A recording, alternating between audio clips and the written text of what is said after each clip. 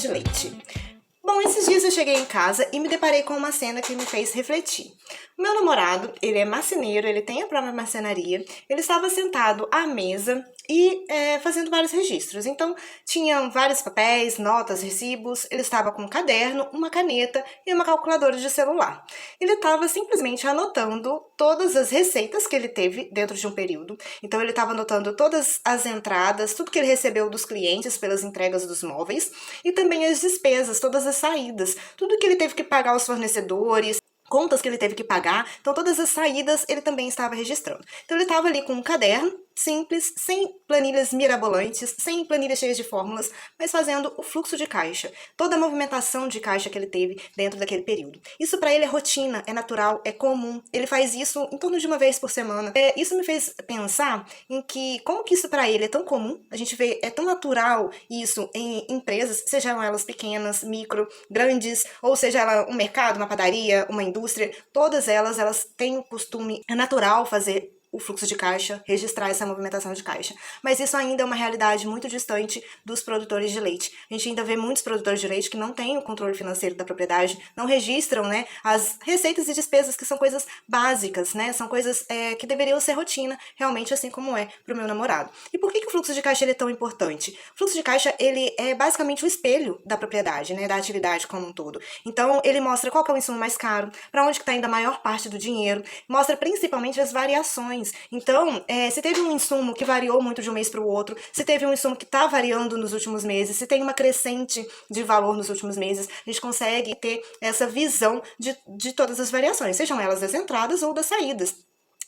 Então, o fluxo de caixa, ele nos dá a oportunidade, a possibilidade de se planejar financeiramente. Então, voltando ao meu namorado, quando ele percebe, por exemplo, que uma chapa de MDF está subindo muito de preço, ele sabe exatamente quanto que isso vai representar no custo do produto dele. Então, ele já começa a pensar, eu vou repassar isso para o meu cliente, ou eu vou oferecer um material alternativo, né, uma alternativa para o meu cliente, ou eu vou revisar os orçamentos que estão pendentes de serem repassados. Então, ele tem escolhas, ele tem controle sobre o custo do produto final dele. Então, quando a gente analisa fluxo de caixa, a gente tem esse planejamento, a gente consegue identificar os gargalos e os desafios que estão acontecendo ali ao longo desse período. Porém, meu namorado, marceneiro, ele tem uma vantagem sobre o produtor de leite. Ele determina o valor do produto dele, né? Ele determina o preço do próprio produto. Ele sabe ali que aquilo vai impactar no preço final do produto e ele repassa aquilo para os clientes, ou como eu falei, ele vai escolher alternativas, né? Avaliar as alternativas que ele tem. Agora, mesmo assim, ele precisa se organizar, ele precisa se planejar, monitorar, então ele precisa ter esse controle, esse acompanhamento, e ele também tem a possibilidade ali de recalcular as rotas. Agora, imagina quem não define o preço do próprio produto, que é o caso dos produtores.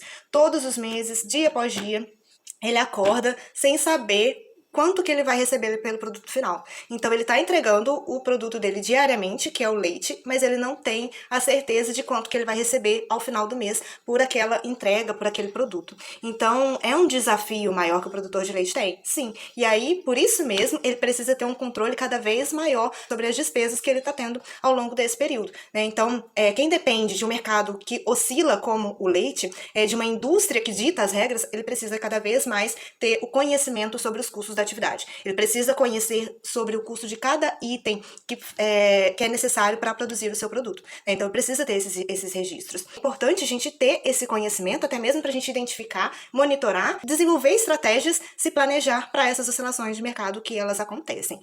Se a gente não tem um controle, não tem planejamento, a gente vai ficar cada vez mais refém do mercado, fica cada vez mais refém e dependente realmente do preço melhorar, das condições de mercado. Então, o fluxo de caixa ele não vai resolver o preço do leite, não vai, mas ele dá ao produtor algo que o mercado ele não vai conseguir tirar, que é o conhecimento da própria atividade, a gente conhecendo a realidade, quais são os desafios, os principais gargalos de cada propriedade, a gente tem direcionamento e a gente tem o poder de tomada de decisão, então a gente tem melhor controle da situação, sem depender necessariamente do mercado, sem depender de mercado externo, sem depender de preços do leite, as oscilações do preço do leite, a gente vai ter maior controle como um todo. Então, vale aí, né, essa reflexão, o controle, o fluxo de caixa ele é fundamental para a gente se planejar, se organizar e a gente ter melhor controle sobre as oscilações que elas naturalmente ocorrem na atividade leiteira.